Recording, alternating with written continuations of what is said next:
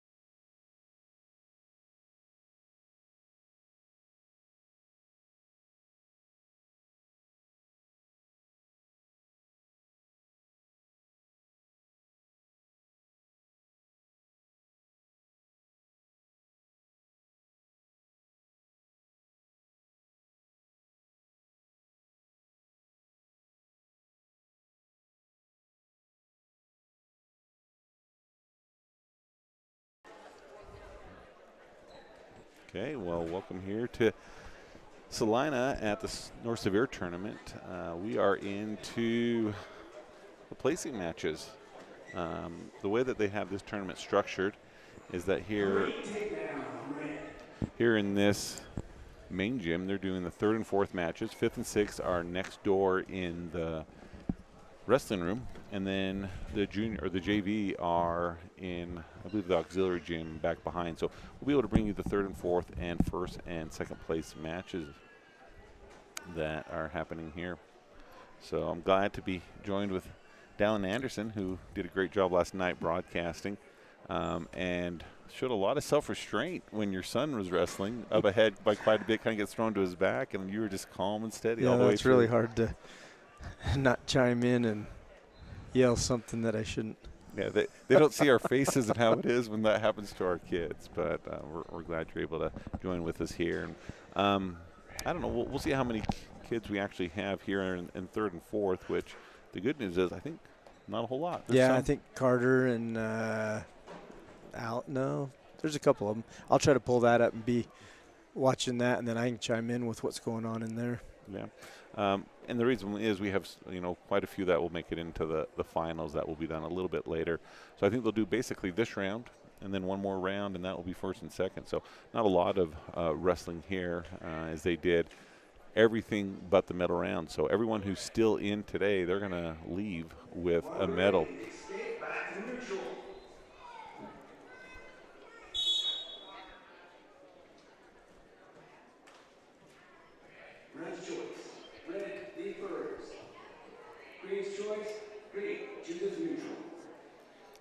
So here, this is mat number 1. This is a 3rd and 4th place match from Juab, Maddox Park. He's taking on Taggart Shepard, also of Juab. Park is a freshman. He is in the red band. You can see him with the yellow headgear. And Taggart Shepard, the sophomore, he is trailing, but he has a better record compared to his teammate. Minute 44 to go in the 2nd period as Maddox takes a shot, trying to be countered by Shepard.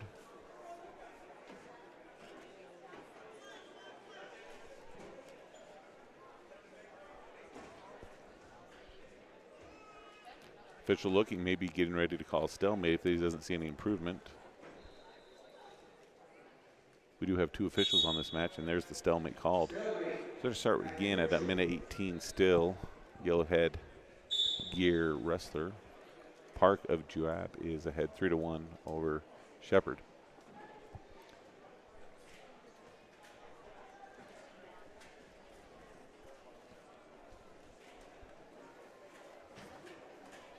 as these two kind of circle around, this might be a good time for us to kind of go through what happened yesterday as we do it. So Don, we'll maybe go back and forth.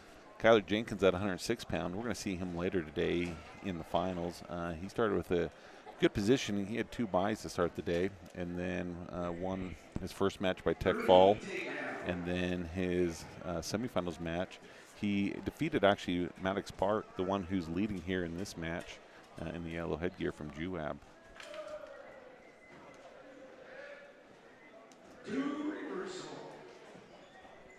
Oh, sorry, Yeah. I'm up. Yeah. Yeah, Tristan yesterday. Gosh, my glasses are just the wrong distance for that, dude. Let's get that. Does that help if we get Yeah, that light that up? helps. Good. Yeah, Tristan yesterday. He ended up. Okay, where are we at here? Yeah, he's right here. I think he's going to be next on this main match, going for 3rd and 4th. Yes. Yeah, Tristan wrestled really good yesterday. I got here after school and kind of caught him here and there. Where does it show who he wrestled? Oh, over Foothill. Yeah, Foothill's got, they said, the most kids here of any team. So. Well, and coming in today, even with all those kids, Delta was only trailing them by half a point. Yep. So I think Delta will still have an opportunity to get ahead of them. Yep. And Box Elder, who's here, Box Elder, they're always a tough team. They're a big team when it comes to wrestling. And that's who actually Tristan Aspie lost to in the semifinals. Was a good wrestler from there. But he made it into the semifinals against Grand County. Grand County, used to be 3A a couple years ago, but now they're down to 2A. And I haven't looked. Is Austin Paris? Have you seen? Is he here? I have not, but God, there was some scuttle going on, or not scuttle, but talk about him yesterday. That what was I hearing? Well, he had lost the Rockwell Rumble, which was a surprise. Not a surprise, but I mean that he's a great wrestler. But I do not think he is here. Okay. Yeah, he's an elite wrestler, no doubt about that. He's a 2-time state champ. I think he's only a junior. If he is a senior, he's a 2-time state champ, once in 3A, once in 2A, and as a junior, he's all-American caliber wrestler from Grand. At 120 pounds yesterday, Uriah Anderson, same deal. He had 2 buys to start the day, and then he won both of his matches to get into the finals. One against Juab, who Decker Ford, and then also Uriah Anderson won tech fall over Dixon Peacock from Emory, and that Emory wrestler is a super solid wrestler, record of 29-7. I'm trying to think if they wrestled earlier in this year. If not, it was another Delta wrestler who lost to Peacock. We just got an update. Austin Paris is here, and he's going to be in the finals against Carson. So that's going to be a great matchup between one of our better Delta wrestlers and a great wrestler from Grand County. Manny, I haven't seen him here this morning, and Carter mentioned last night that Manny was probably not coming over today. Yeah, he lost both his matches. Very surprising. He's a strong wrestler. I didn't get to watch either of his matches, but one was by tech fall and one was by a major decision. So I think we'll see. That's just a little dip in his performance, and he'll probably be gearing up for the 2 duels that we have coming up this week. Harvey Walgren, 132 pounds. He's placed no worse than second, as he'll be in the finals later today. Had a bye the first round. Then he had his first match where he got a fall over Osborne from Juab, and then wins over Gunnison and Box Elder to make it into the finals. Now this one I think you'll know the details on. Yeah, so why is it saying this? So Carter Anderson, so as we look on Track Wrestling, it shows the worst possible placing. Oh, okay. Because they've advanced. So it'll say 4th place. Our kids are the finals, say 2nd place. That doesn't mean that's what they've done. That just means that's the worst that they can get at this point. Yeah, Carter yesterday, he had a bye, and then he won by tech fall he beat Landon Penrod from North Sanpete. Did he wrestle him already this week, or did he wrestle someone different on Thursday night at North Sanpete? Because I don't remember that name. I don't either. I think it was somebody different. Okay. Yeah, and then Carter ended up getting tech falled, or he fell to the Box Elder kid, Tucker. And then there was a forfeit, and so nothing happened there with another Box Elder kid. And then Carter had a Whitaker from Millard that he pinned. And then his last match of the day was a really tough one with the San Juan kid, Mike and Keith. And Carter wrestled really well, was well ahead. And I said in that video, just hang tight, don't do anything dumb. And then he all but got pinned, and luckily time ran out, or that would have been the end of it. That was close. That kid, I mean, he just do that. I mean, and that's the move you want to have as a wrestler when you're behind, you know, one of these like all or nothing type moves. And that kid did it super effective. Oh, yeah. You know, and he was there to the end to try to get that. And I think, you know, if there was a handful more of full of seconds, it could have been a different result, and we wouldn't be seeing him here in this round going for third and fourth. But I've been so impressed with him all season. Even last year, we started seeing glimpses of what he was going to be this year. He placed fifth last year at the state tournament. And I think, you know, we expect to see him on the podium again. Well, and a few of these kids have gotten to that place where they're just a little plateauing, and they need to learn a little more. Instead of riding out around, what can I do to get points, get well ahead, and then how to just, you know, stay safe and win the match. Well, we saw a match even on Thursday night where we had a Delta wrestler well ahead, and then all of a sudden gets caught. We're going to stop our update on the wrestling. We'll come back to that in a little bit, as now we have 113 pounds. Wrestling for Delta, Tristan Ashby. He's a freshman, placed, I believe, second last year at the junior high state tournament. Started the season off a little injured, but now he's into the full swings of things, having a great season. And he's taking on, I don't have that up. Do you have the dashboard? It's a Sevier wrestler, so Ashby quick to try and snap him down. Front quarter tries to snap him by, not able to do it yet. Trying to get that leg free in order to make it effective. Trying to do that kind of front power. There he does. Checks him by. Gets the three-point takedown with 1:38 to go in this first period. Gathers that arm. Tries to kind of rotate him into a stack. Now looking to bar it up. It's Tate Torgerson. Okay. From Sevier. Yeah. You know, you could have just said Torgerson, and if I couldn't tell where he's from, I would have known it was Sevier. Yeah. A lot of good Torgersons come through this program over the years. Yeah, all really good wrestlers. He's got the bar, he's got a wrist, looking to run it.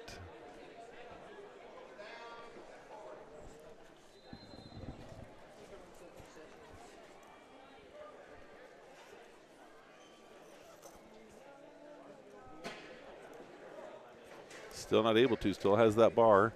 Trying to gather either a half or a wrist. Now he's just kind of stops the elbow. Here comes the near fall. Counting near fall. He's got the 4 near fall and has been awarded because he still's got that hold.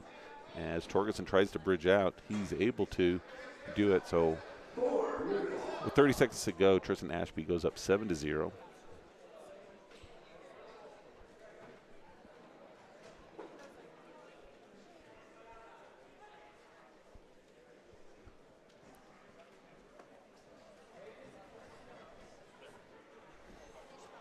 Near fall could be counted again. Short time, he might be able to finish it right here. Oh, comes out of it. Goes to try and hook it into a grandma. Torgerson fighting hard though. Official tries to pull his hand off his face because he's pushing hard against Ashby. So adding another 4 near fall, 11-0 in the first period for Tristan Ashby of Delta. Red's choice. Red defers. Green's choice. You said this is Tate Torgerson? Yeah. So yeah, he qualified for the state tournament last year. He's a sophomore, but did not make it to the medal round at the 2A state tournament.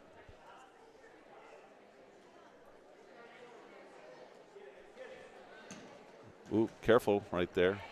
Had a leg, almost had him towards a takedown. Torgerson able to counter. He gets his own takedown. Narrows it now. It's 11-3 for Ashby.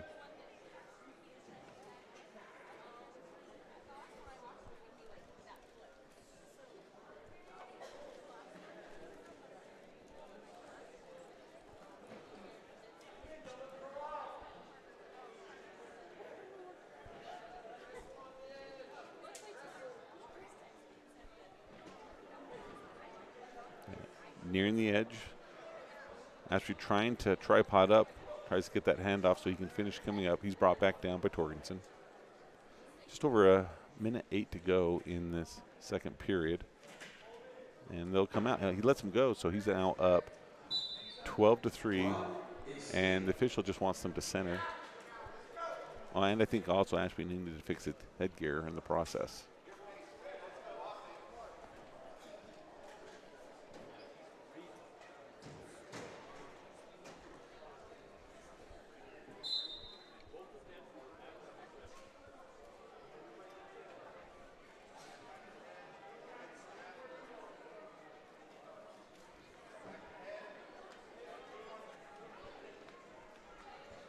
Okay, good drag by, but nothing awarded yet. Now it should be there.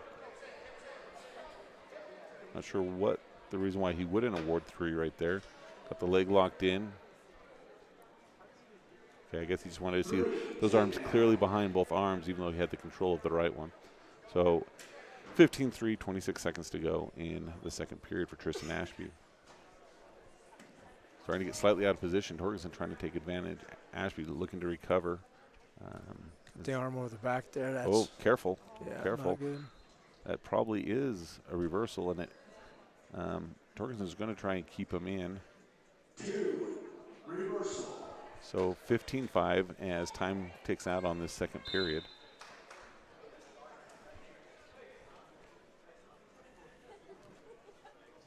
Rest choice. Ashby having good success in the neutral position, getting 2 takedowns. He's going to go again in that position to start the third period as he leads by 10 points. Official stops them. Not 100% sure why. I don't know, did they start on the wrong side or something? Well, maybe if they did, I don't know what matters at that point. But No. okay, there it is.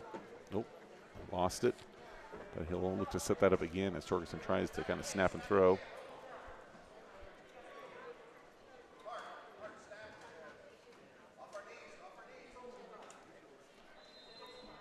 Our Sevier coach reminding his wrestler to stay off his knees.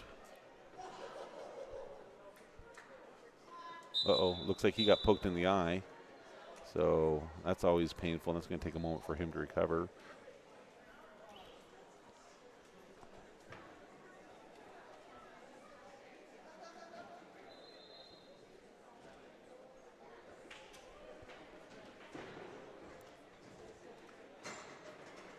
They should always just make a rule that whatever they do to you, if it's not legal, you get to do back to them, and then let the match continue. Make it even? Yeah.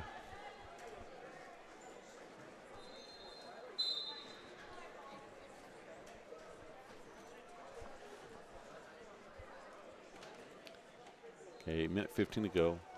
Still leads by 10.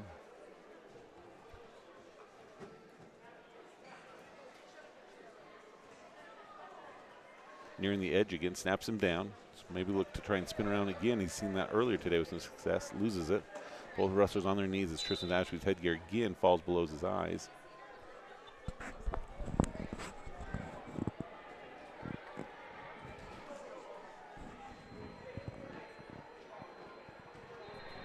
Remind me how to get it yellow.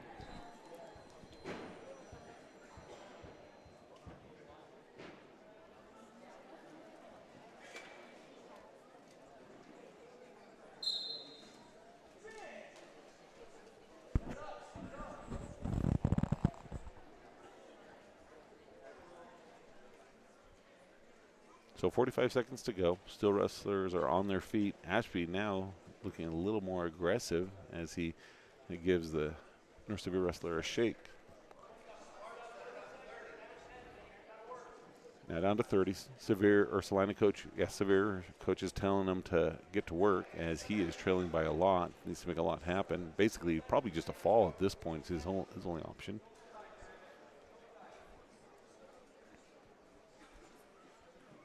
Okay, snaps him back down. Both wrestlers on their knees as official stops at technical violation. As I believe it was the North Sevier wrestler grabbed the headgear of Tristan to snap him down, pulled the headgear down, so he's now 16-5. if he could get a takedown, he'd get a tech fall, but doesn't look like he's going to try for it with just a couple seconds left. And Yeah, in Russell frustration, Topham is looking like he is upset, like he's going to make a silly mistake. And the official sees it, stops it as well. I thought for a minute he was going to go push him. He just had that like really aggressive stance towards him, but official quick to jump in there and prevent any foolishness.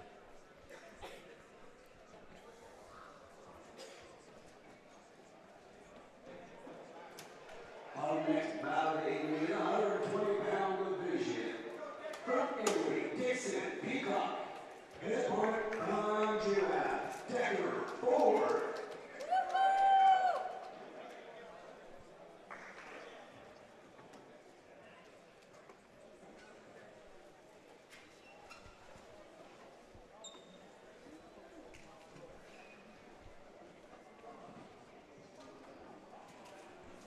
So Decker Ford from Juab taking on Dixon Peacock of Emory.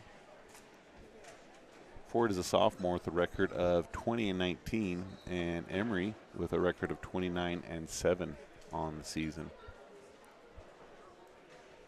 So both these teams are in 3A. They're not in the same division, so this could be a preview of a state match, but not of a divisional match.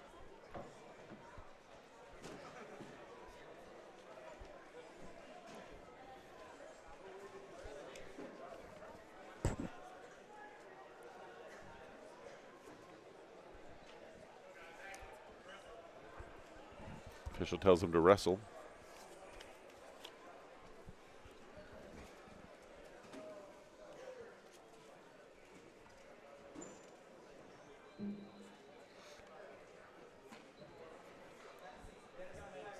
Peacock, the sophomore, placed 5th last year at the state tournament.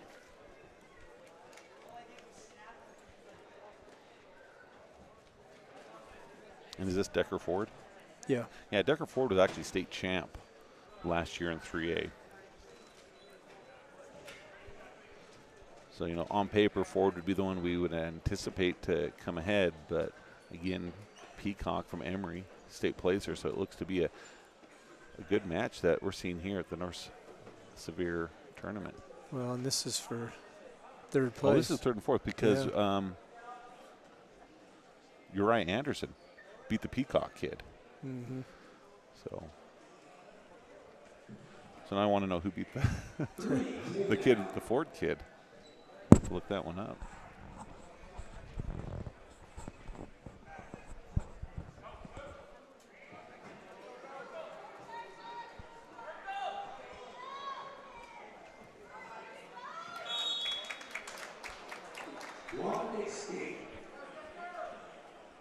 No, Uriah Anderson beat the Ford kid. So I hope I'm reading that right. Yeah. Yeah, Decker Ford last year was the freshman state champion. And Uriah Anderson, our freshman, beat him here at this tournament. Yeah, and that was a long, drawn-out battle. Yeah. But he won pretty handily, 16-4, so it was a long match. Yeah, but it was, they were both tired. Yeah. So that's got to be something that gives you a little confidence to know that, you know, you're at that caliber, which I think he probably already hoped that he was, and, you know, that just kind of confirms it a little bit.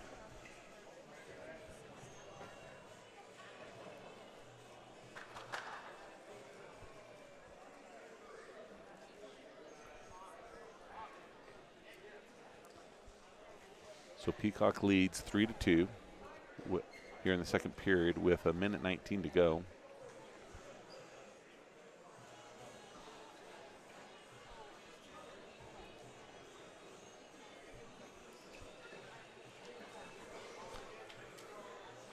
Emory with a shot, didn't have quite the ability to close the gap to finish.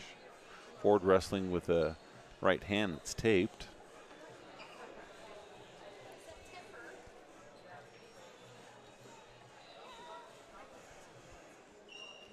Emory tries to do a little bit of a pushback trip. Nothing happens with that. Shot by Ford of Juab. Looks to circle around behind. Now tries to dump him off. Nothing yet. Peacock back to his feet. Ford on his knees. He comes to his feet. Tries to finish. Peacock can't able to free that leg. Trips him back. Nothing yet. Nothing yet. And right here, I think Peacock might get the advantage, and he does. So he now goes up 6-2 over Ford of Juab with 10 seconds to go in the second period.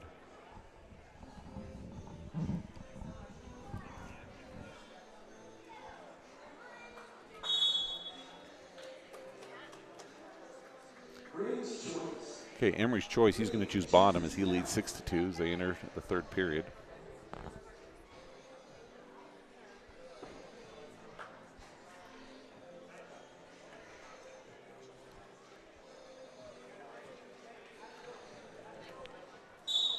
Juab's going to cut him, so the score is now 7-2 in favor of Peacock of Emery over Ford of Juab. This is quite the music they have for a wrestling tournament. You know, this feels like we're in an elevator. Keep everybody calm. I didn't see what happened right there to cause the injury. Well, it's definitely emptied out since yesterday, too. Yeah.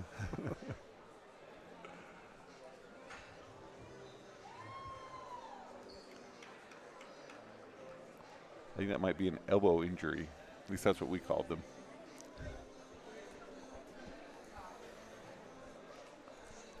Well, he Kind of points to his knee. can find a couple spots. Okay. Stops injury time.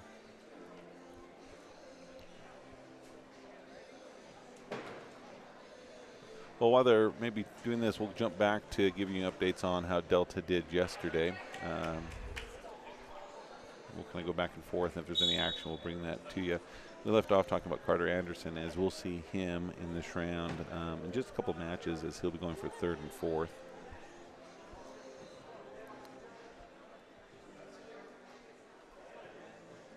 Peacock trying to score again as he's got the single leg, trips him backwards. Maybe tries to finish to a cradle. He's getting near fall. He may get the fall. Nope, he slips out. So 2-point takedown, 3-point near fall. And so he's now leads 13-2. You know, just watching, you wouldn't think this Juab kid was a state champ last year. He may not be 100% or just, you know, maybe hasn't kept up with in a bit of a funk or whatever. Yeah. I think a lot of the Juab wrestlers that are here, this isn't their main squad, so I kind of wonder if he's in that JV position behind someone else. Yeah.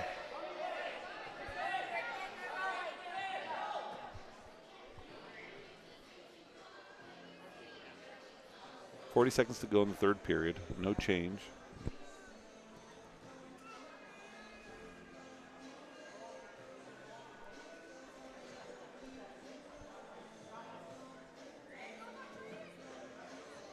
Yeah, so Uriah Anderson beat both of these wrestlers earlier today, or yesterday. Uriah beat Decker Ford by major decision 16-4, and then he tech-falled Dixon Peacock. That's probably the match I was thinking. Yeah. Yeah, that probably would be the one that would went a little bit longer with all those points being exerted. So time's going to run out. Nothing's going to change here as Dixon Peacock is going to end up third, and Decker Ford will end up fourth from Juab here in 120-pound weight class. Your winner by major brilliantly, Dixon Peacock. And next, down in the 126-pound division, from box elder, bracket, Hester. His opponent from Lower Sevier, Nash Nelson.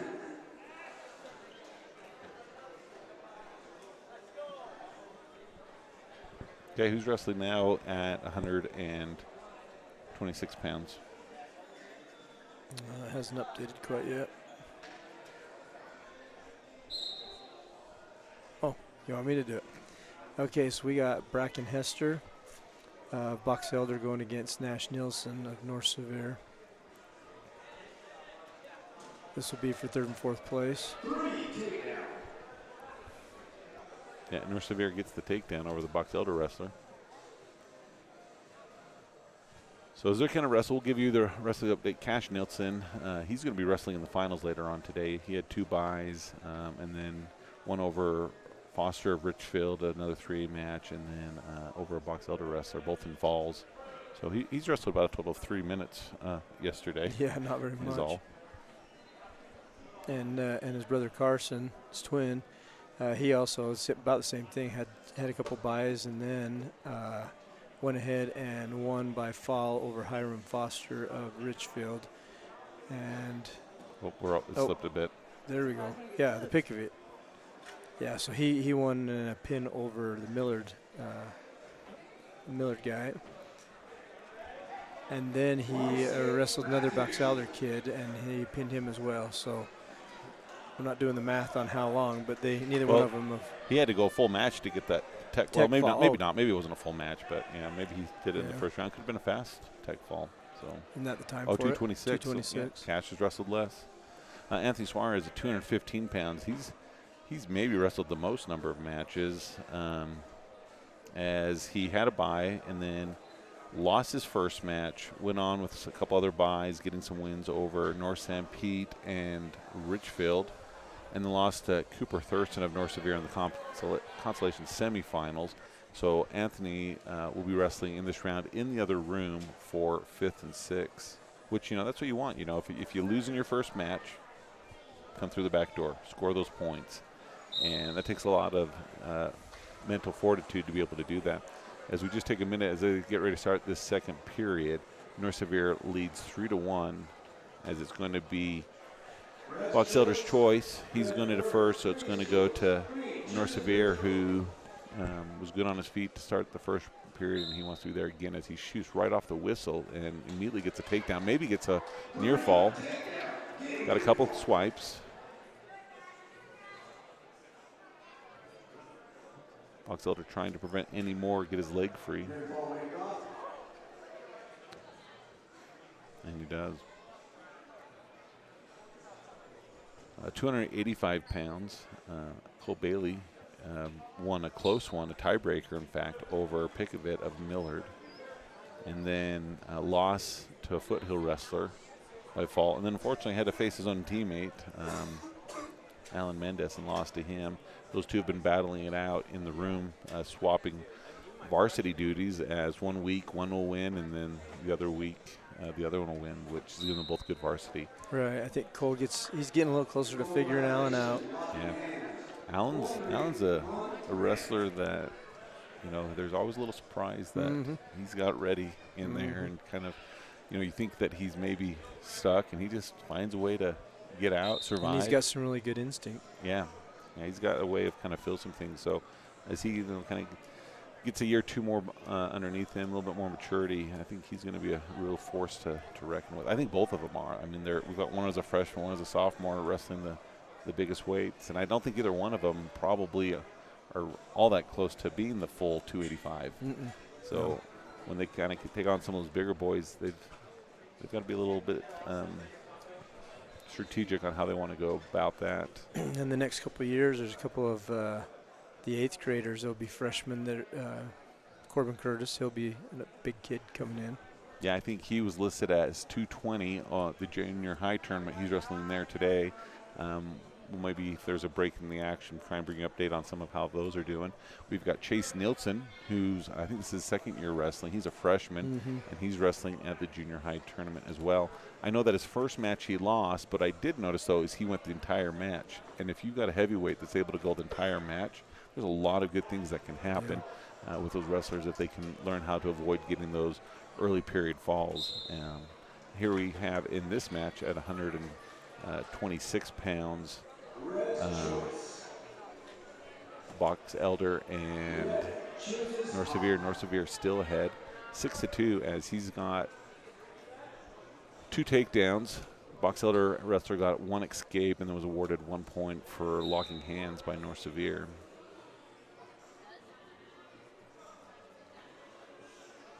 North Sevier looks to work hands as they near the edge. They circle back in, nothing yet. Oh, trying to hit that headlock. Is he going to? He does. Has got the near fall, and I think it's starting to slip out of him a little bit. So North Sevier goes up 8-2.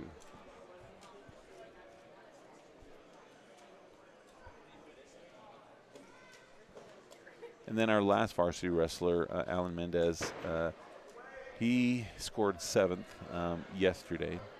He received a bye, loss. He actually lost to the same kid twice. Met him back in the coming through both times by fall, so that's one that he needs to figure out against that kid from Richfield, who he could definitely see at the state tournament and in the division tournament, as Richfield's in the same division as Delta this year. So definitely probably watching some film of him, seeing what happened and how he could get past that wrestler.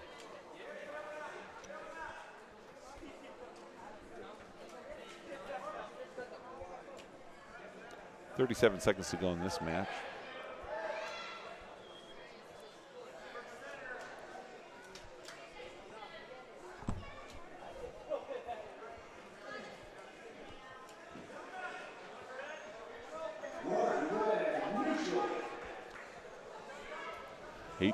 Seconds to go. We'll see if Box Elder feels a sense of urgency and tries something. As no, the aggressor is North Sevier as he gets the takedown. He's getting the near fall.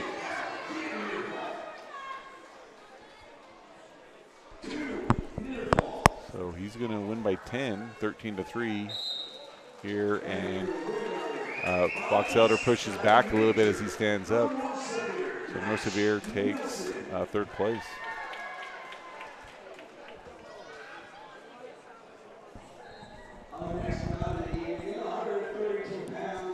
So here on mat 1, next up we'll have Crowley and Gamino.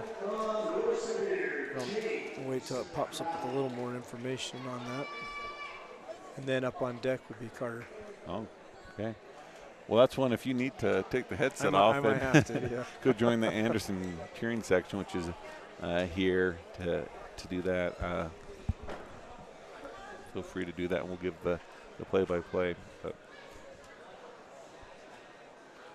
yeah, Crowley from North Sevier versus Gamino from Box Elder. Both seniors.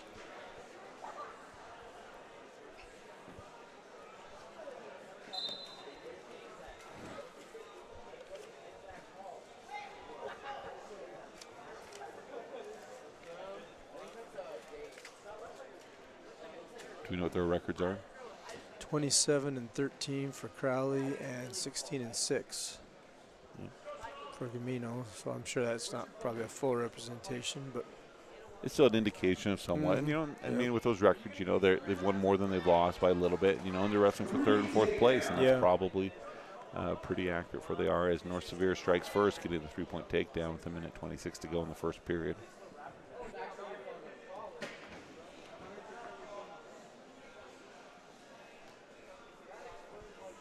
Happening in the other gym, the JV tournament is continuing. This is a round robin, 5 wrestlers per weight.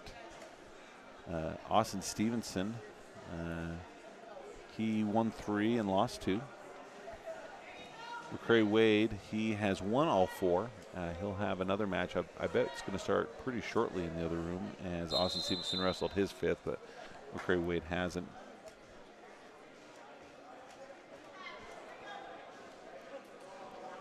Colton Anderson, he's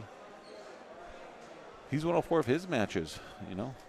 Those Andersons are pretty good little wrestlers then, apparently, huh? Well, Colton's, I think, having a good tournament. Yeah, and he had a good tournament last week, I think, as well over at Tinnick, didn't he? Yeah. I'm trying to remember. Did he end up? No. Oh, no. He was he 5th? Yeah, he was doing pretty good, and then kind of unraveled a little bit there at the end. So good. Wyatt Harris has gone 3-1, and those are the JV wrestlers that are here.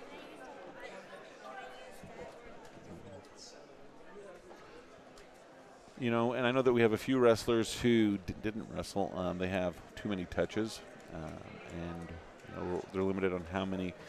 I don't know exactly how they do it. Like a duel's worth a touch in a tournament. Is also a type of a touch. You can go to tournaments, but just too many.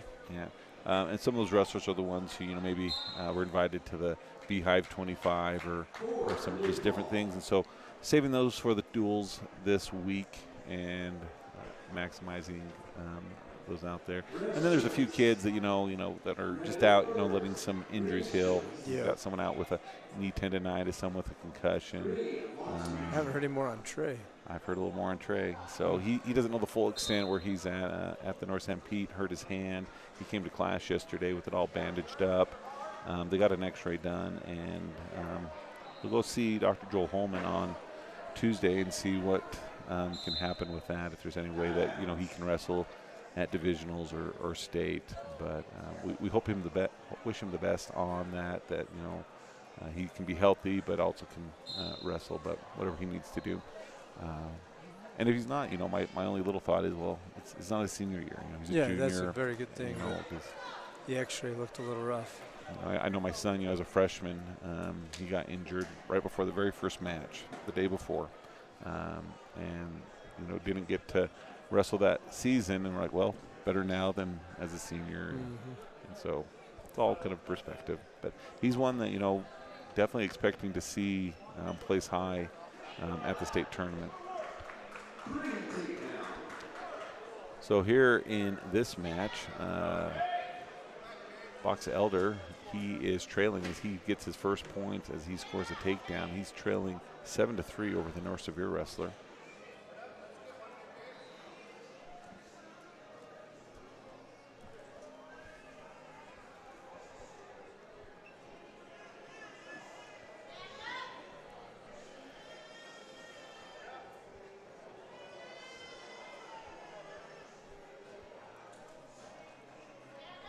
We're going to give you an update on what's happening with the junior high tournament as we kind of watch these wrestlers, and then as we get scoring opportunities there, we know that we have Tiff Nilsson on the scene, and she's going to be texting in updates with this. She's a little jealous. She really enjoyed doing the broadcasting yesterday, and I think we're going to find a third set of mics for her. I wish she was here. I just didn't listen to her. No, she really did do a great job, and helps us know who's wrestling and the score and all those important things. So time expires in the second period as we enter into the third. North Sevier's ahead 7-3. It's going to be North Sevier's choice. He looks to his coach, makes a decision to go neutral. As he got one takedown early in the first period, right as the whistle started, and then the more recent one has been by the Box Elder wrestler.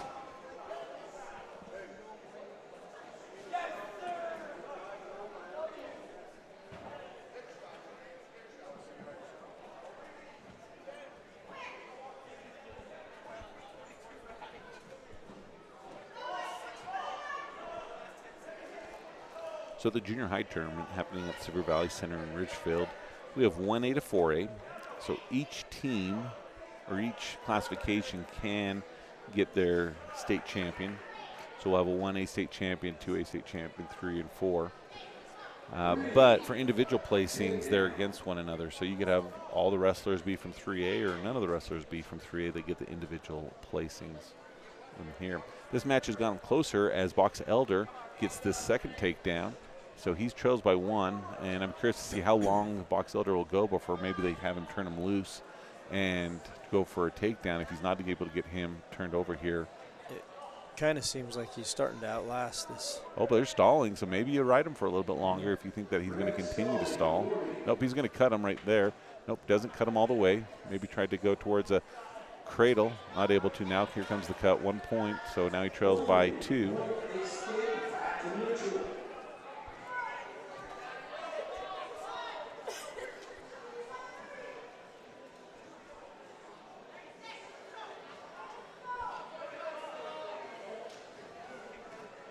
Good shot attempt. Well, maybe he can get him down to try and spin around. Has that leg. He could elevate that.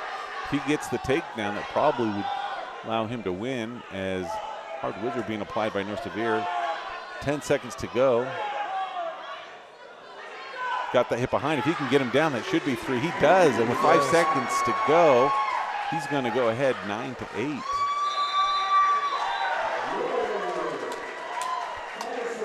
Box Elder just had heart. Yeah. Just did it. Yeah, he wanted it more. Did it when it mattered. No, I'm going to step away. Okay, well, we wish Carter luck as we enter into this 132-pound third and fourth place match. Out of the Union 130-pound division. From Foothill, Preston, Malcolm, and opponent, Carter Anderson. Just leave it on.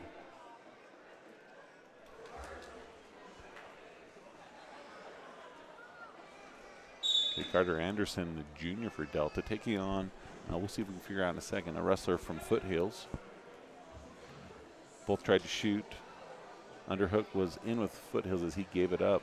Strong physical looking kid, not too tall, but well built.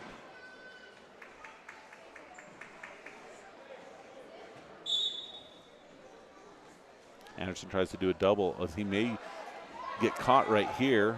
Anderson trying to counter. He's got to get that arm out. Nothing yet, nothing yet. He's able to prevent that initial, what could have been throw right to his back. Foothills tries to suck him up a little bit in that front quarter. Anderson holding onto that arm. Foothills able to get behind. Minute 21 to go in this period as Foothill leads 3-0. Tries to do a cradle, gives up on it quickly. Cuts him. So 3-1. Anderson trails by 2 as he immediately shoots as he gets up. There he tries to spin around behind. Maybe he can get behind. Nope, not quite able to. Tries to control that arm. Now I think he could. Hooks that leg. That should be a 3-point takedown, and it is. So he'll go up 4-1, 57 seconds to go in this first period for third and fourth place at 132 pounds at the North Sevier tournament.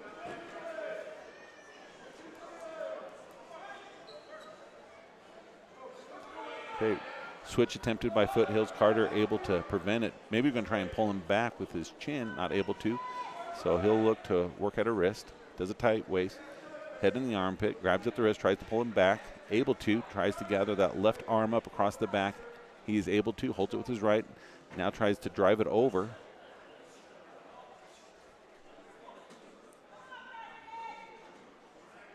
.19 seconds to go. Still has that arm, loses it. 13 seconds to go in this first period. He's ahead 4-3. Bars it up again. Trying to find a way to get around and get something scored as there's 4 seconds. Probably not going to have quite enough time to make anything happen here. They're doing an excellent job while on top against the wrestler from Foothills. Okay, so Foothills will defer. Carter Anderson, it's going to be his choice. He's going to choose bottom.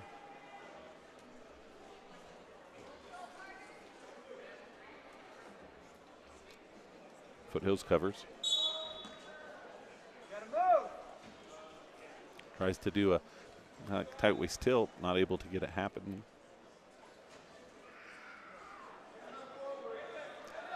The wrestler from Foothills is Preston Malkin, a junior with a record of 32-7. Anderson with a record of 30-12 on the season. Anderson tries to come to his feet.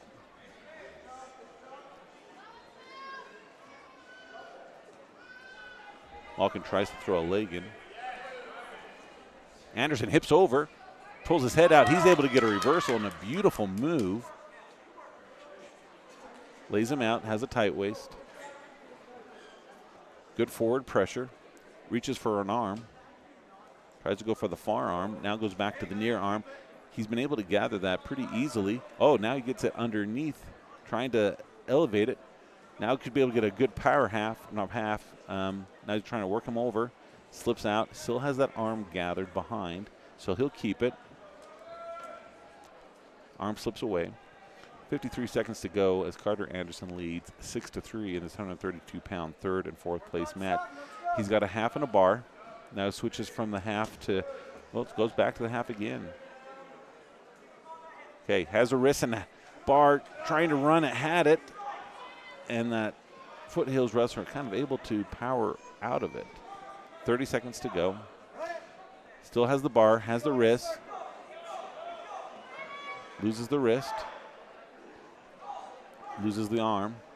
And Foothills wrestler was content to have his head on the mat for a moment as Anderson again able to easily gather that arm every time that he wants to.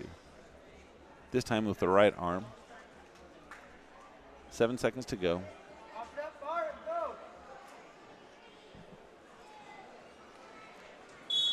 So time expires as leg band comes off Anderson. He ahead 6-3. It's going to be Foothills' choice. He looks to his coaches. and he's going to go for neutral.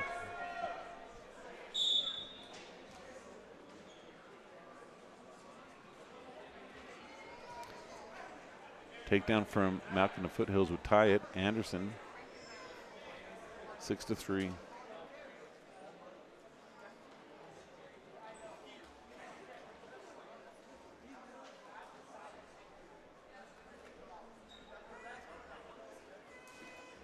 Okay, good shot.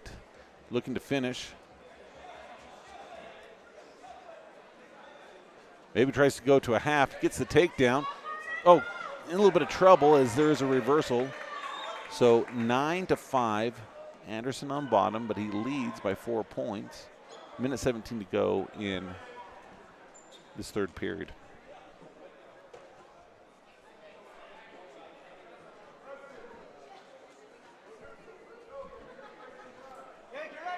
Okay, he needs to be ready as he is ahead by 5, but Malkin of Foothills will probably try and do a little bit of things to make some good things happen in his favor. Anderson goes 2-1 on the right arm as Malkin's head goes back and forth, scraping along Anderson's. Underhook by Malkin that he gives up. Anderson stalks in.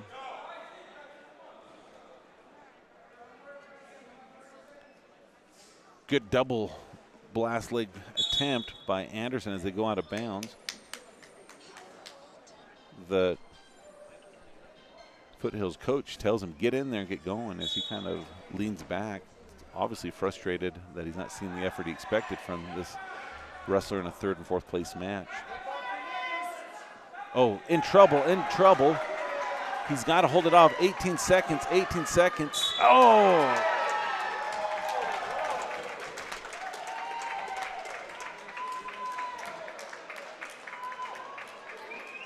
So Anderson was ahead, gets thrown to his back, and he'll end up fourth here. Not obviously where he wanted to be, still good overall. And there's going to be some things that he'll be able to learn from that match as he gets ready for divisionals that will be January 31st and February 1st at the Hive in Juab.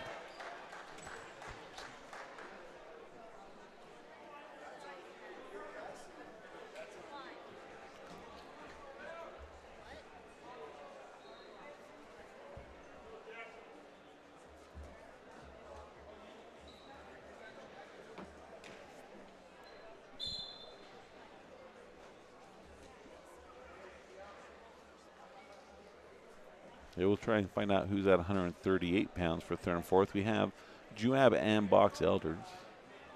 Battle of the Bees and Wasp.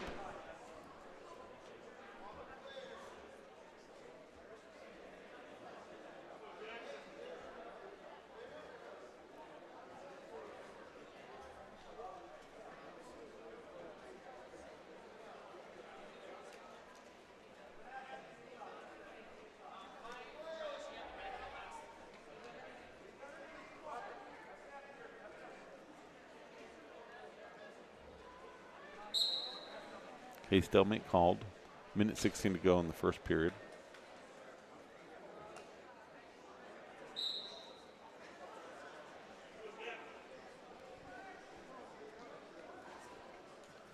So for Box Elder, it's Jackson Scoville. He's a senior with a record of 17-15.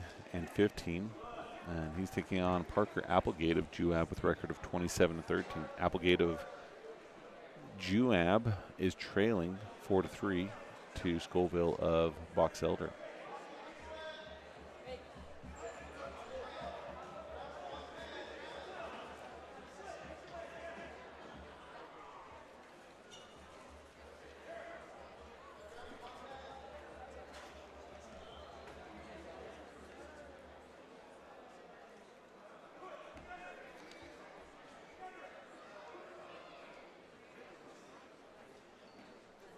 .26 seconds to go.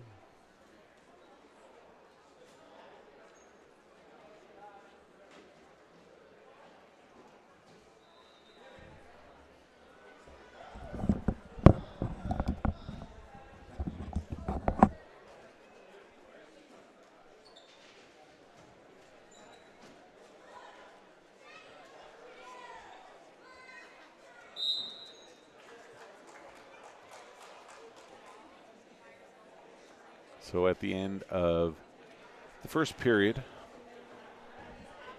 Scoville Box Elder leads 4-3 over Applegate of Juab.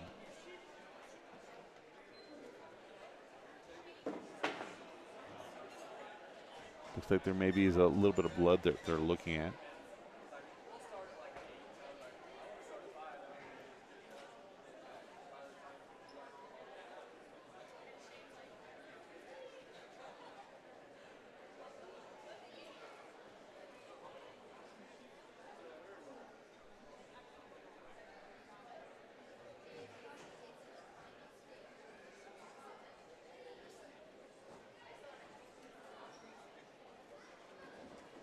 So we'll look at the junior high tournament. Not everyone that I don't mention is necessarily out of the tournament, but we'll just give you those who, through their semifinal, they made it into the semifinals and they will be guaranteed a medal.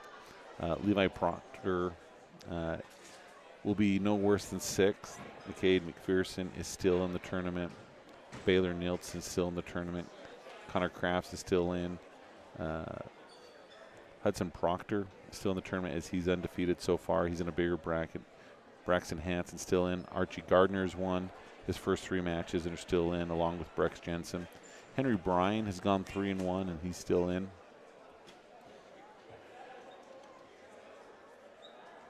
Waylon Jenkins has won his first 3 matches and he's still in, guaranteeing no worse than 6th place. Garrett Dyer has won 1 match, but he's only had his other match as a bye. He'll be wrestling here in a little bit. Trevor Nichols gone 2-1, still in. Taggart Marquardt's gone 2-1, along with Cam Beckstrom, both in the tournament. And then the following have received byes. They haven't wrestled yet, owing to the fact that they're in some smaller ones. Cohen Curtis, Cooper Peterson, Coulter Rowley. Alex Mendez has gone 2-1. Carl Mendes and Coulter Wade have both only had byes, so they'll have their first matches this morning. Creighton McPherson has guaranteed himself no worse than 6th. Ryder Yates won his semifinal match earlier this morning, and he is going to be in the finals. Bodie Markworth, he's went 2-2. Blade Pearson's undefeated and has guaranteed a medal as he has more matches to go, along with Tristan Ashby, Jed Lake. Maxim Bogue has gone 3-1. Jeremiah Seferin, he's still in, the 3-1. McKinnon McPherson is still in, he's gone 3-1. Owen Bryan is guaranteed no worse than 6th place. Atreyu Phillipson has guaranteed himself no worse than 6th place as he's won all of his matches. Braxton Harris has gone 3-1. Dason Meinhardt has gone 3-1 and he's guaranteed no worse than 6th. Jack Nielsen's gone 2-1. Easton Stefanoff, he's guaranteed himself 6th place as he's gone 3-0. Kenyon Whitney, he's gone 3-1. Corbin Curtis, he's 3-1. He's guaranteed no worse than 6th. And then Chase Nielsen, only lost 1 match, guaranteed himself no worse than 6th. Chase is one of those freshmen that we look forward to coming next year and being one of the upper weights. And so that's kind of an update. We'll give you more updates as they get into the medal rounds, or if we get any from people there that are letting us know of important matches. As we head into this 3rd period, they still have blood time. We left to start giving these updates with blood time, but they're going to start again.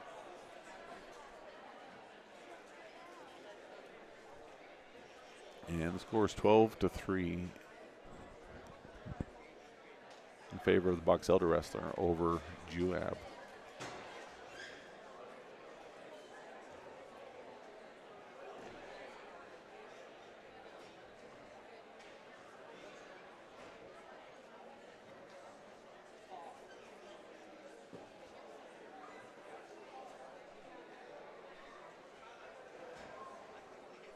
Again, the 3rd and 4th place matches are being wrestled here in the main gym. 5th and 6th next door in the wrestling room.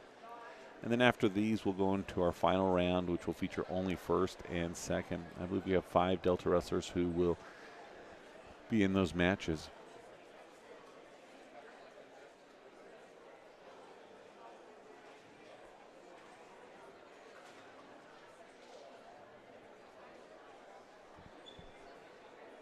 Officials take a minute to look at Box Elder's fingernails, making sure that they're clean, that that's not what's causing the injury. He has a scratch underneath his eye, and that's what they're trying to get taken care of. So they'll put a Band-Aid on there for now, and if that doesn't hold, expect to see his face get taped up a little bit.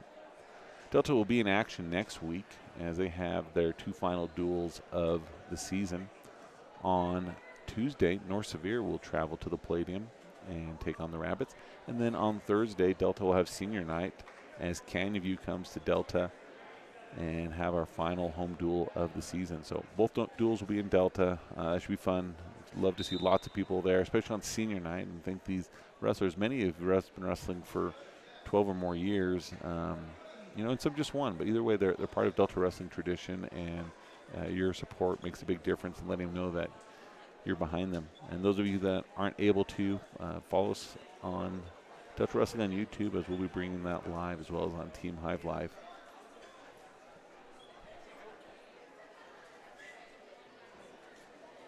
Minute 30 to go in this match. Box Elder still ahead, as now Juab is able to get an escape, but he trails by 8 and has a lot of work to do.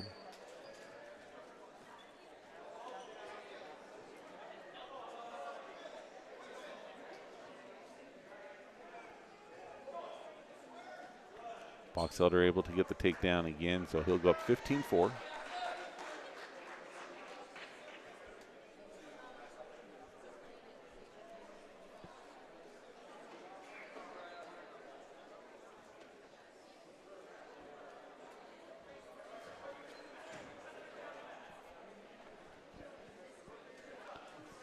Okay, looking to get near fall. He could be in trouble, though, as Juab is able to get the reversal. And I don't think they gave any near fall for Box Elder, but 34 seconds to go.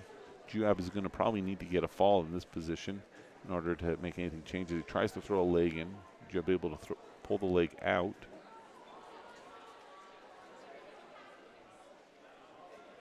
Juab looking to try and bring that left arm back. 15 seconds. And I just don't think there's anything that he's going to be able to do in this time with how he's positioned to change anything. But they do come to his feet. Now he's going to try and snap him back. He may get some near fall, but I don't think he can get a fall right in that position, and he's not able to as time expires. So Box Elder is going to be your 3rd place finisher, and Juab your 4th here at 138 pounds.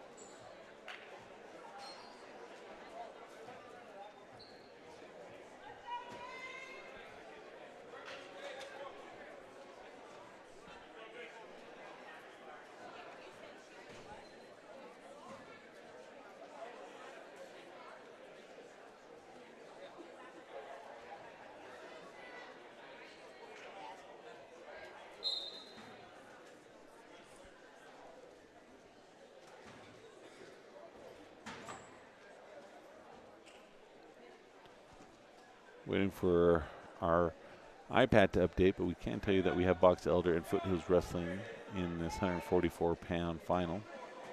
Foothills gets the takedown.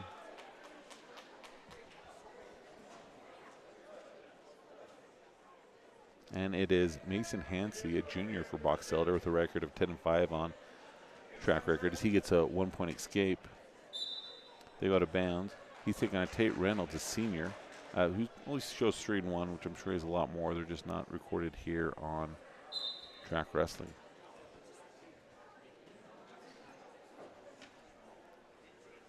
Box Elder far and away leading.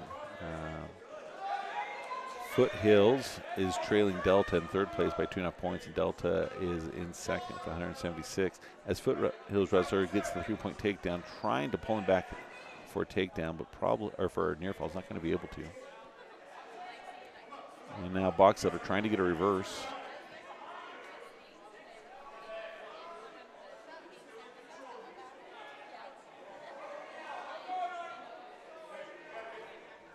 No change, 6-1 in favor of Foothills Reynolds.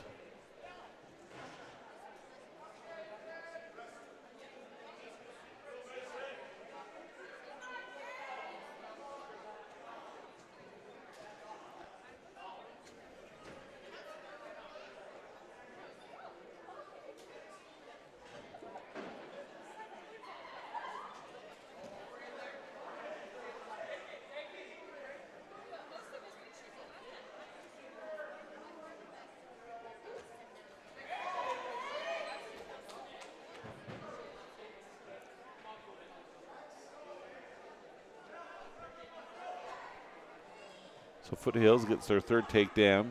9-2 is how we're going to end this first period. Foothill ahead.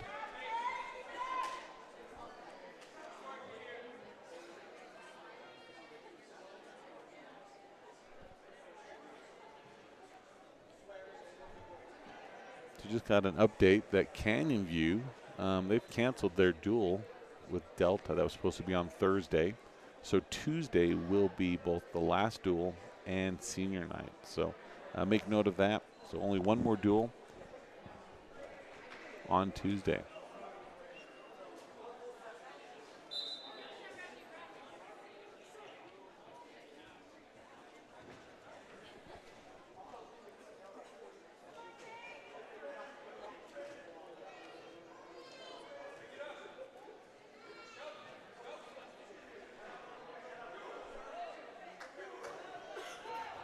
Foothills got that cradle, looks to get some near fall. Almost there, not quite. So please come over here.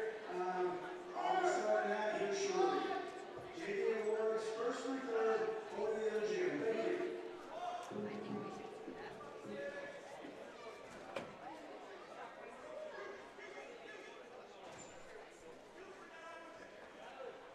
So 12-2, still in favor of Foothills. Escape 12-3, minute 10 to go. Whistle blown.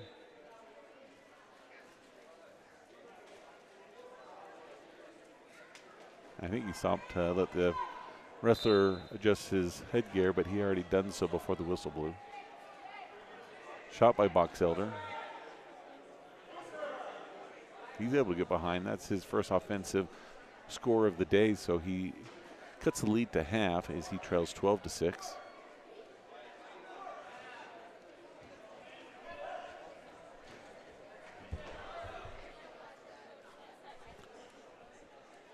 .40 seconds to go in the second period.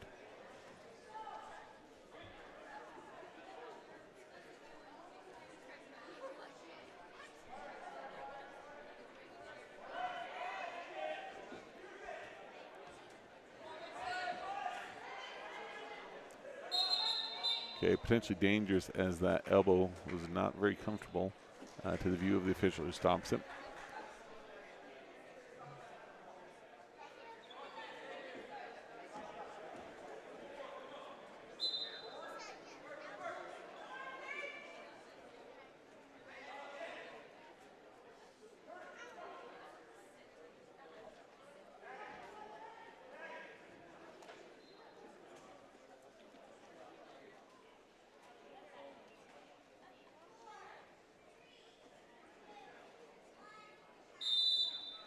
Okay, time expires second period. Still Boxelder trails 6-12. It's going to be his choice. He chooses neutral.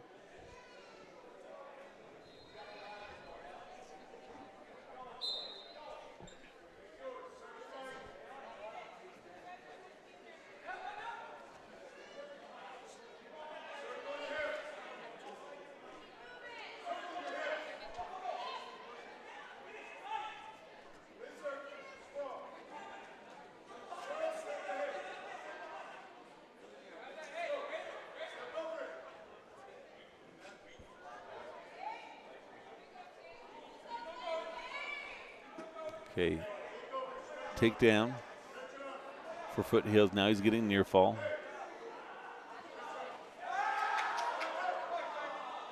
Tried to get a pin with just his legs as he loses it. He got the 4-point near fall and now 2-point reversal for Boxelder. He trails by 11, minute 8 to go. He needs a fall.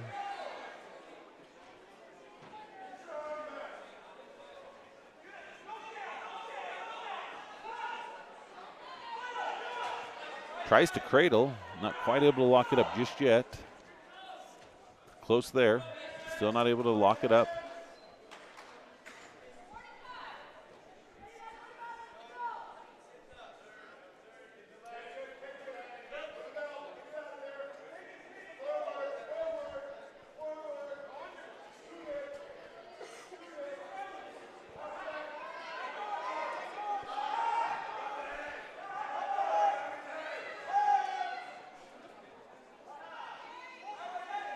"20 seconds to go. Stalemate called.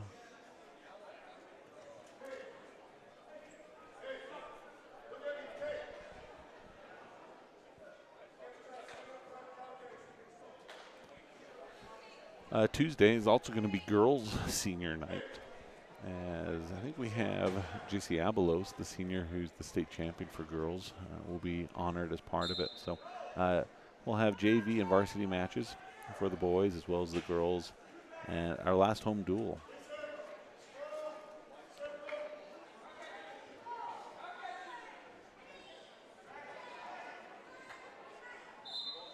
Okay, no change. As time expires, 19-8 in favor of the wrestler from Foothills.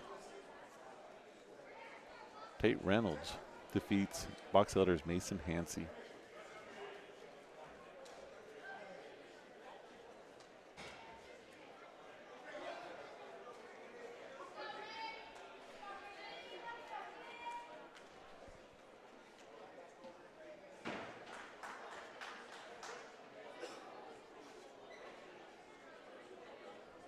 £157 third and fourth place match from San Juan, Wrigley La Giglia, taking on Kel Hoops of Juab.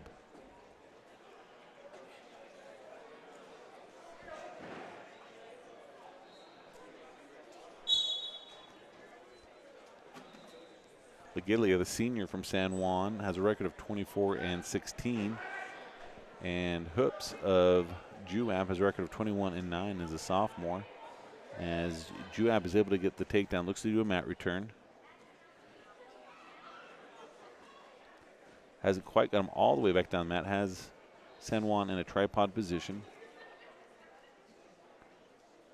San Juan tries to get the switch. Tries back and forth between the two. Nothing yet as they near the edge.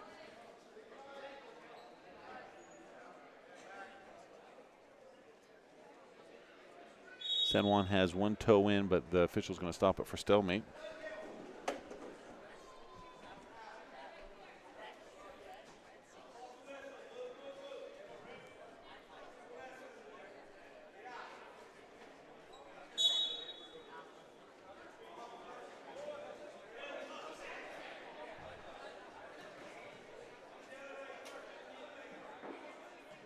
San Juan comes to their feet, but Hoops able to bring him back for some near fall. 2 near fall counted.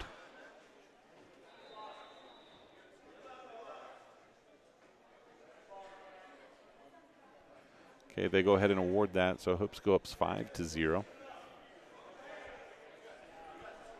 Now he's got him on his back.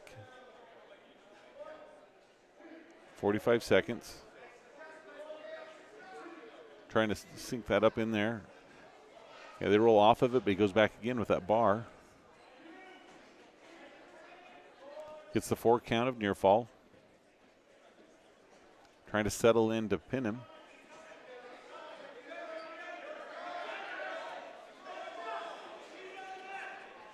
There it's in tight. Got to get that right elbow, right shoulder down a little bit.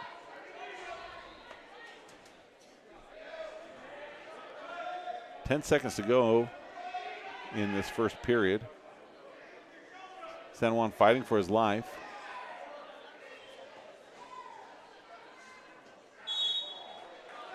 Okay, 4 near fall is added, so Hoops goes up 9-0 as San Juan's able to survive. It's going to be Juab's choice. He's going to choose bottom.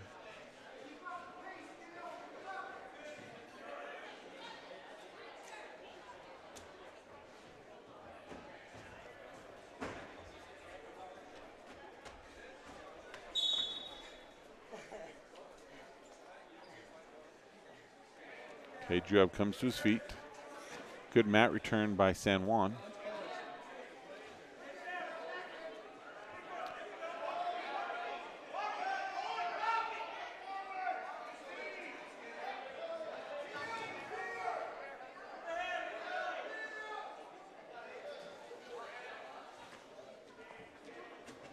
Okay, San Juan unsuccessful in trying to get any near fall. Hoops escapes. He goes up 10-0. Minute 20 to go in the second period.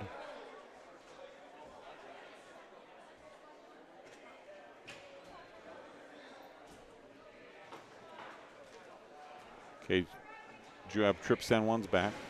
Has that left foot caught. We'll see if the official notices. That should be counting that, as that can't be trapped quite like how he had it. And before the 5 seconds, he does. Now looking to get him turned over. So with those 2 swipes, he's won the match. The question is, will he get it by fall? Will he get it by tech fall? And he's going to get it by fall with 57 seconds to go. So Hoops of Juab will be 3rd place at 157 pounds, and La Giglia will be 4th.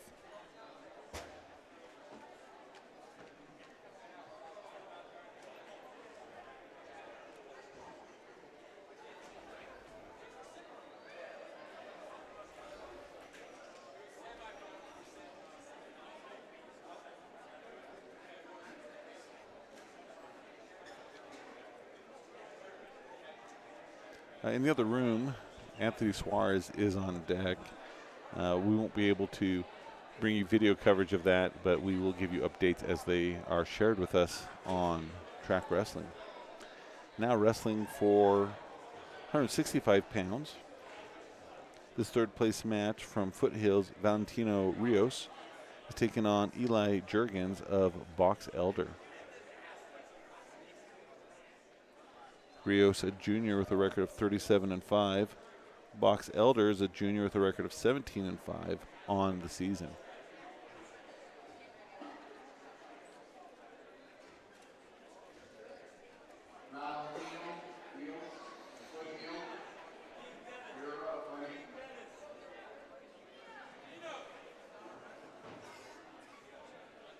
And it looks like it's going to be a forfeit.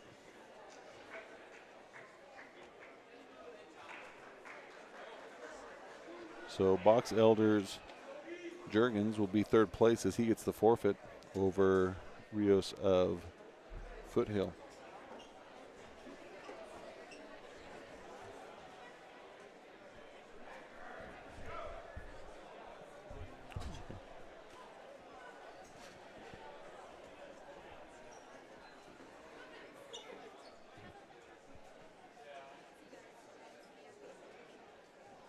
So we're now at 175 pounds. This will be Juab's Riker Hallett. He's taking on Box Elders Logan Cephalo. Cephalo from Box Elders, a junior with a record of 25-9 on the season. Hallett is a junior with a record of 26-12.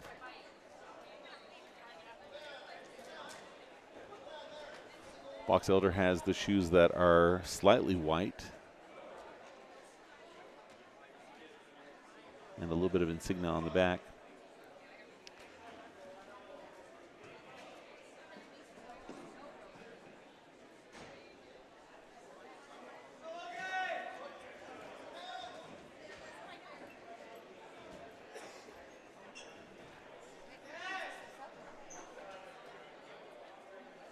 Nothing yet. Box Elder has Juab kind of flat out on the mat. He's able to spin around behind, get the 3-point takedown. They're nearing the side of the match closest to the Box Elder coaches.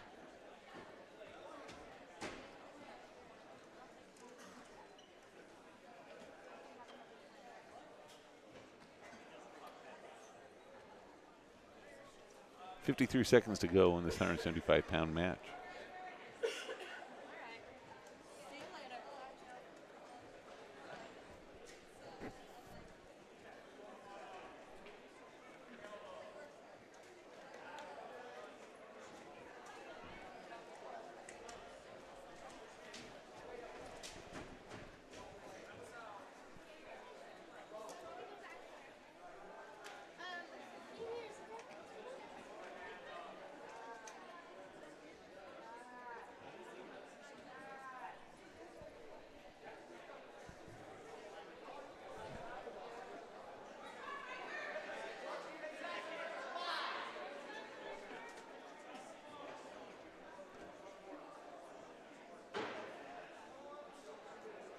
So as time runs out, he's got 2 swipes. So he goes up 5-0 as they enter into the second period. It's going to be Box Elder's choice. He defers. Juab, as he adjusts his headgear, looks to his coach, and he's going to choose neutral.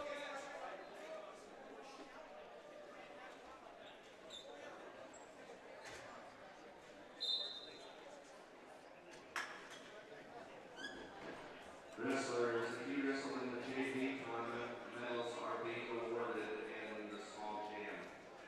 Again, if you wrestled in the JV tournament, medals are being awarded in the small jam.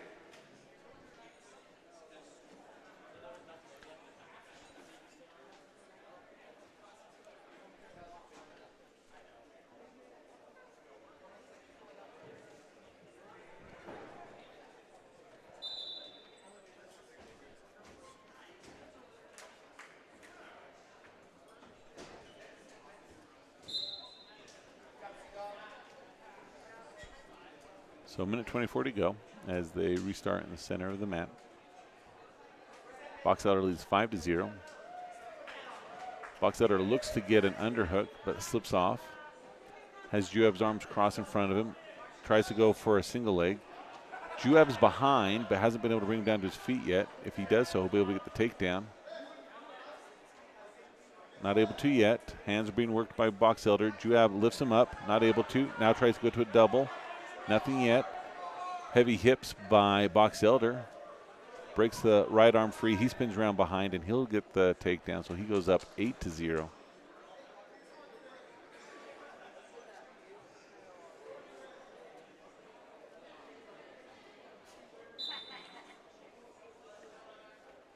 Okay, blood time for Juab.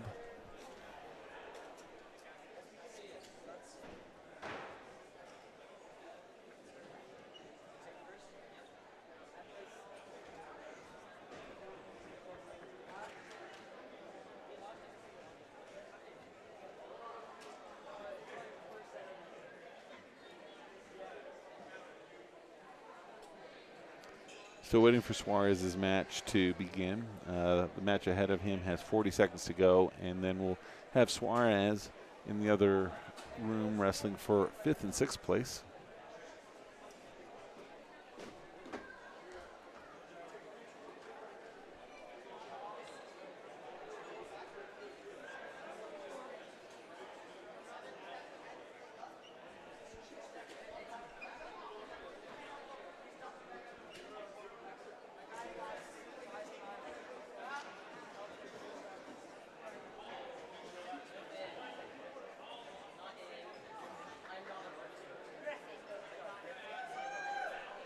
Okay, blood time stopped. They're ready to go again. 36 seconds to go in this second period.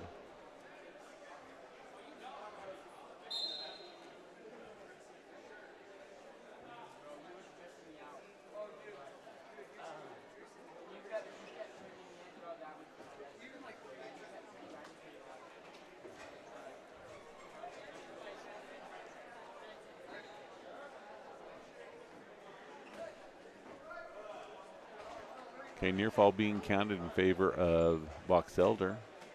Time short, 10 seconds to go in the second period.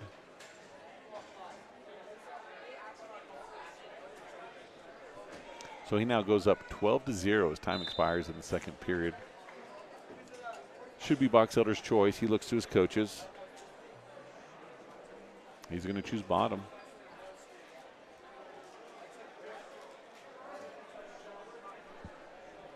Anthony Suarez's match has started in the other room. It's currently 0-0 with a minute 28 to go in the first period.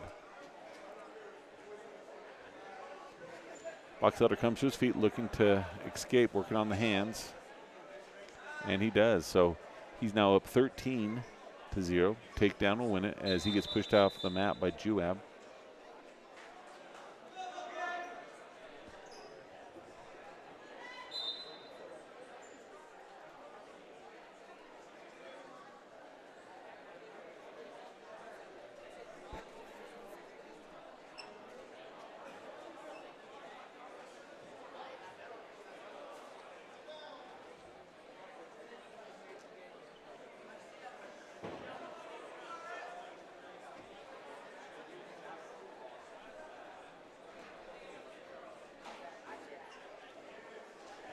Quick shot.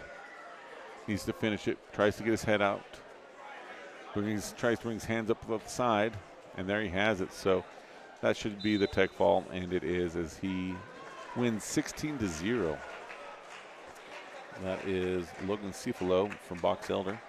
Anthony Suarez, he is trailing at the end of the first period 7-0 to Jace Robinson of Richfield.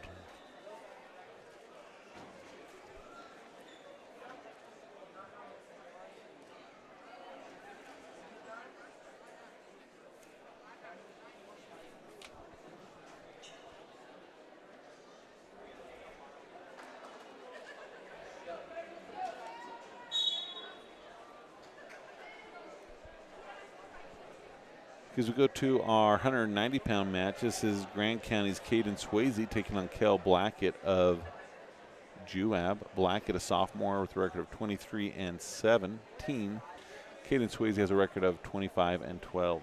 In the other room, Anthony Suarez, he is down 11-0 as they start this second period.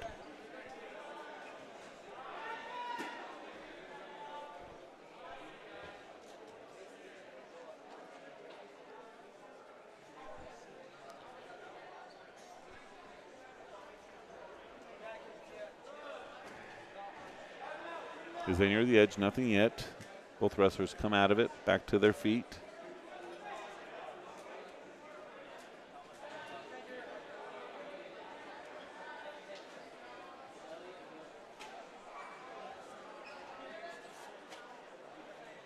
Okay, 1 minute indicated from the other official to the head official. Head official tells them action, action. Okay, as they near the edge again, Swayze trying to make something happen. They're going to step out of bounds. Officials will have them restart in the center.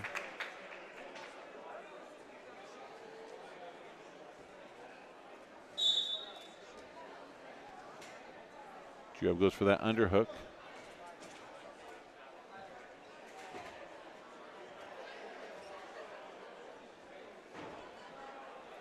.30 to go. Still scoreless, 0-0.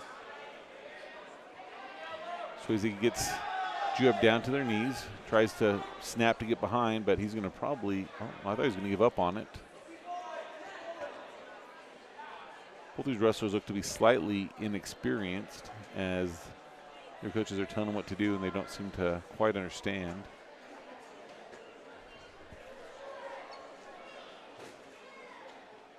So 0-0 as we go into the second period.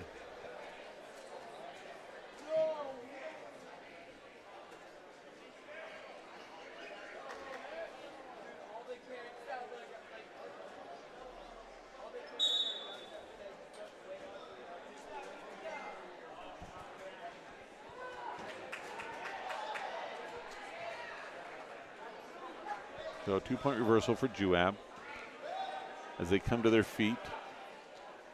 Swayze of Grand not working hands, just trying to kind of hip away as he's not able to do so. Juab is able to release his hands as they come back down to the mat. Grand comes back up. Now Grand is cradled by Juab, near fall being counted.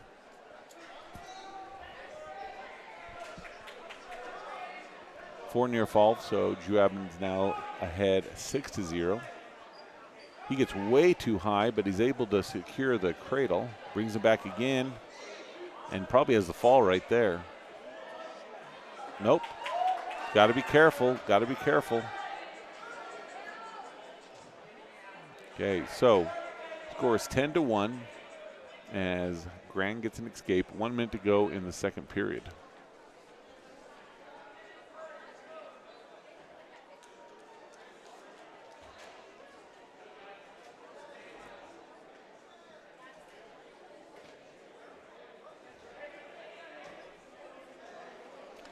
Shot by Grand.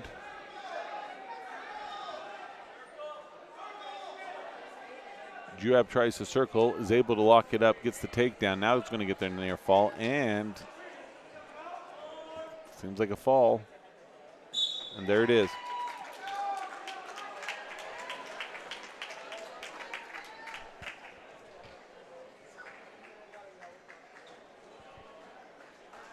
So we have 2 more matches here for 3rd and 4th place, and then they're going to move right into the 1st and 2nd place matches.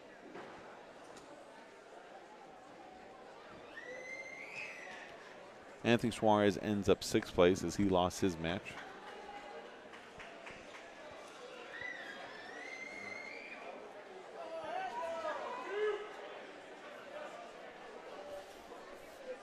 Delta has dropped to 3rd place in the team scores by a 1.5. Not surprising, as we'll see most of our wrestlers in the 1st and 2nd place round, and we expect to see them pull away and end up with 2nd place overall. Box Elder has put up too much distance to make anything possible to catch up with them. This match is Dylan Jordan, a senior from Foothill, and he's taking on Cooper Thurston, the senior from North Sevier. Thurston with a record of 31-6. He's going to get the 3-point takedown.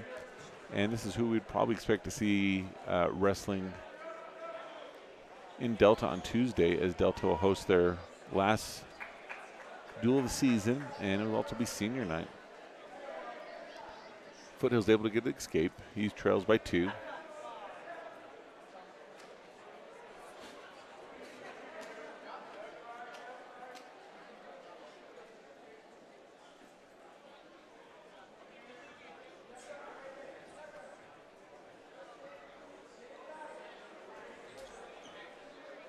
Thurston looking to get a 2nd takedown.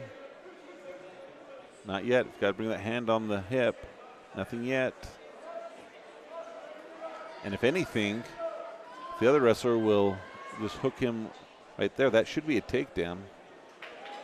I'm not sure why they haven't given that yet. Just needs to throw that left leg in. He does get the takedown. He is getting the near fall.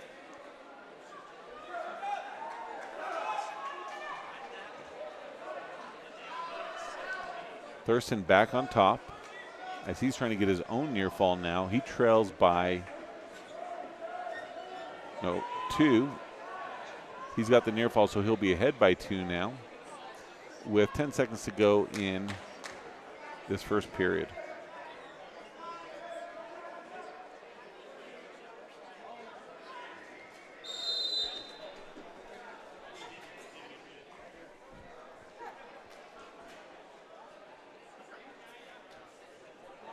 Okay, Thurston of North Sevier's choice. He defers. Foothill.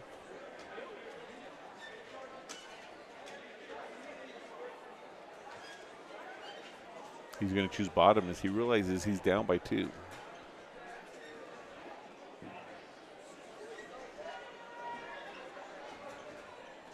North Sevier is going to alternate start.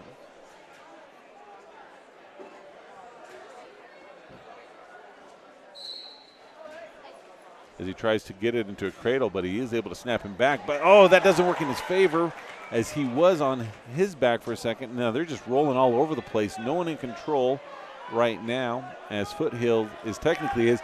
He's got double underhooks. He's going to get some near fall. Oh, he doesn't. As these two are able to go back and forth, getting each other on their back. Nothing materializes as Foothill was on bottom. He does get the reversal. And it is tied 9-9 with Thurston of North Sevier. Wrist and a half, looking to run it. And he gets caught for locking hands.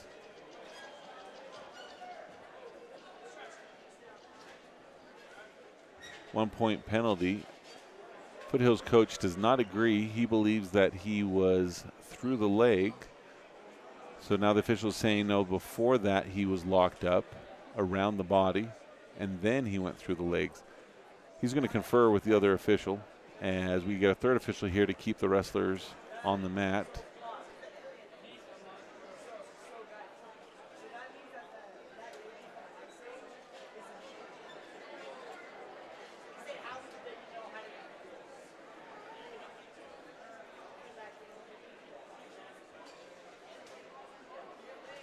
Okay, they're going to wave it off. It was not holding. They're going to take off the 1-point penalty.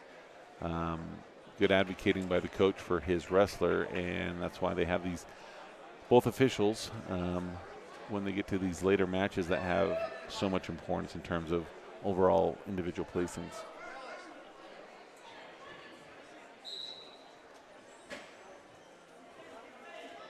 Thurston looking to switch.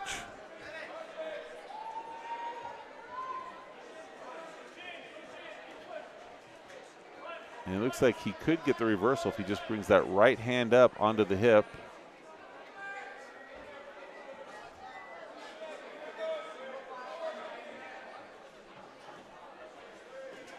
.54 seconds to go.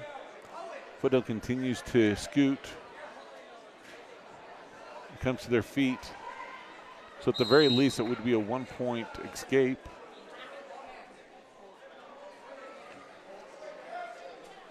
Now, the North Sevier coach believes that probably should have been a reversal, not just escape. Official telling him he didn't have the hand over the hip, hadn't come up, had been resting on the foot.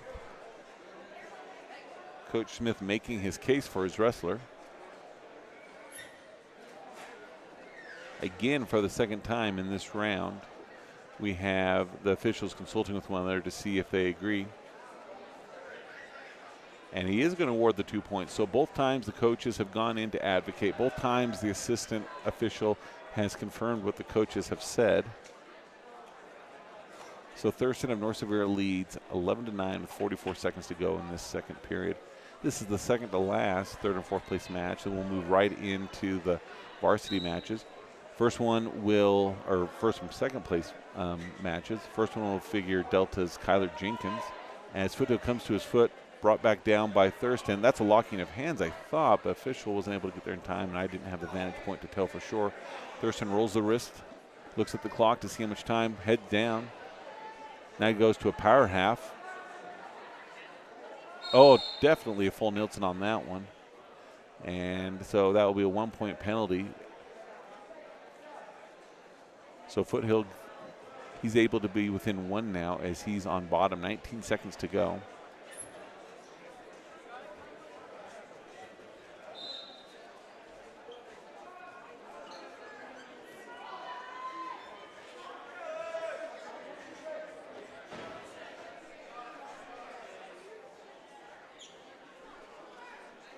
Five seconds. As time expires in the second period, should be Thurston's from North Sevier's choice. He wants to be neutral.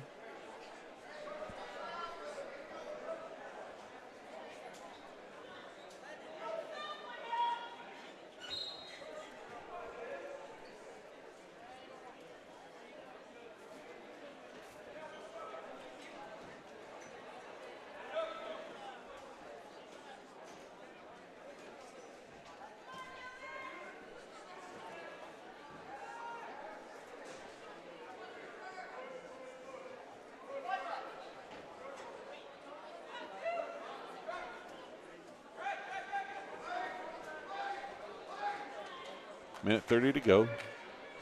Thurston North Sevier is ahead 11-10.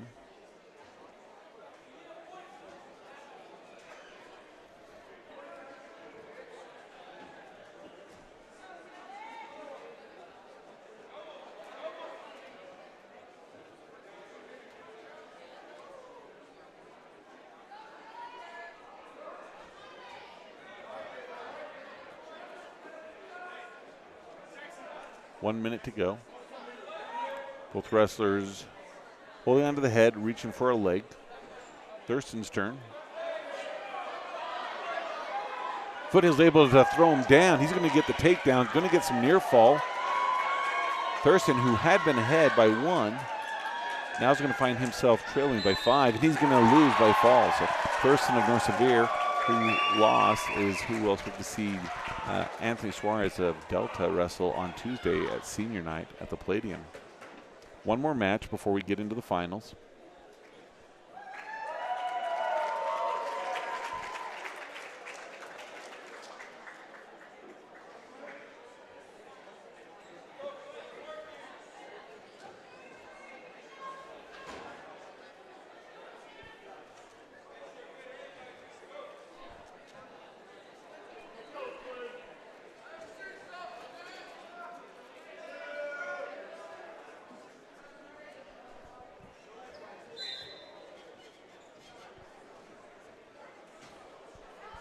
So we have in the dark blue a Richfield wrestler, and in the white top a Foothills wrestler. Richfield's Trayvon Baka Akataka Kalala. We'll have to work on that. He's the one who wrestled Allen twice and beat him twice at this tournament. He's a freshman, large physical kid with a record of 13-3, taking on a junior, Flint Abbott of Foothill.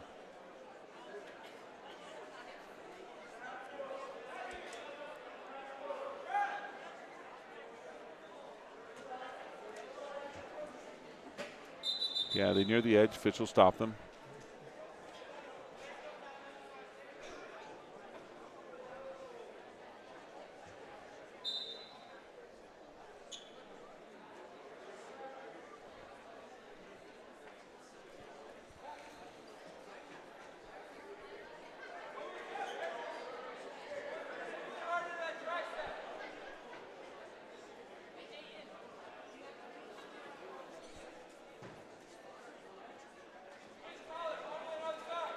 .49 seconds to go, still scoreless.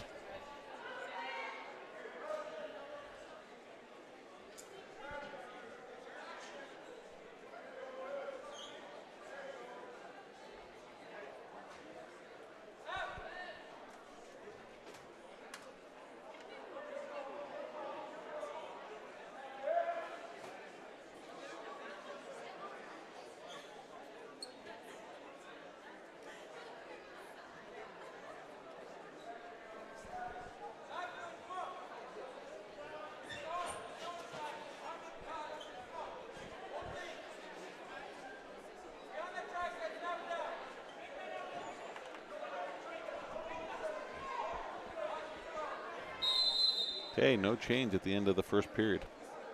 0-0. Richfield's choice, he's going to choose bottom.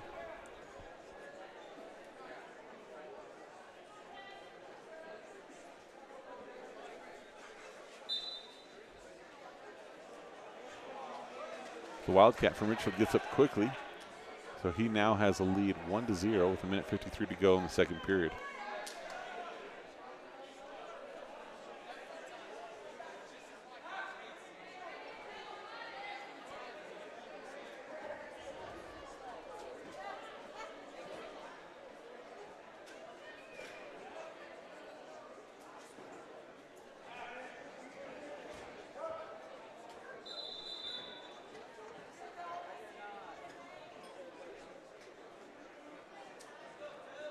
Okay, they're ready to go again. 1:27 to go.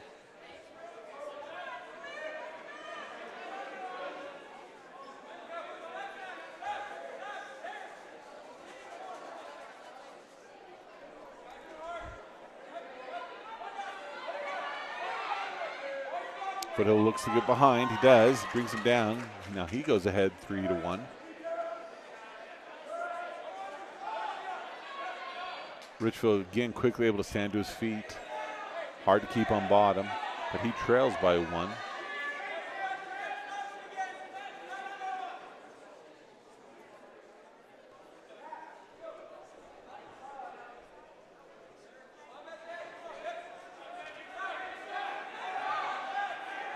.40 seconds to go. They're going near the edge. Foothill's second time this period gets the takedown.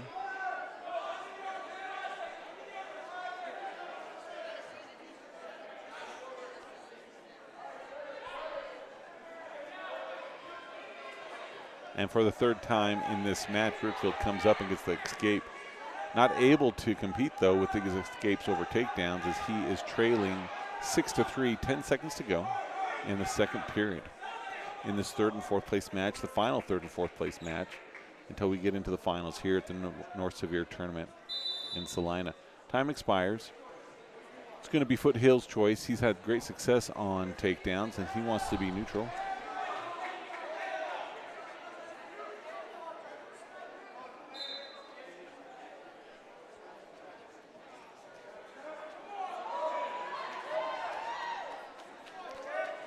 Gets his third takedown of the match, so he's now up by 6 points.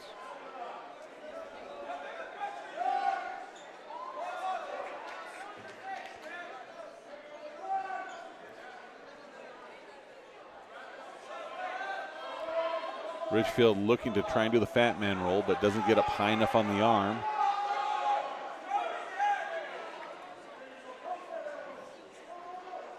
Okay, it looks like he's got him on his back, and he's going to be in trouble.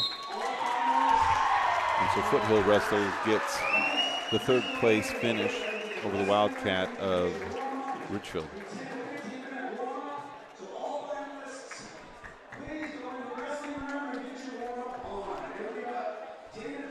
Okay, they just told him they're going to give him a 10 to 15 more minute warm-up. Kyler Jenkins disappointed with that decision as he is on the side of the mat ready to go and wrestle for first and second.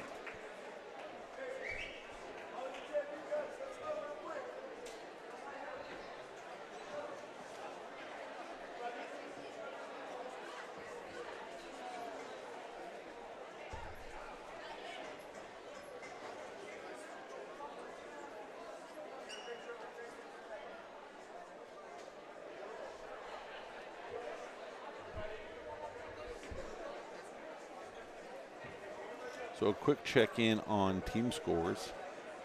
Box Elder is in first place with 300 points. Foothills is second with 177.5.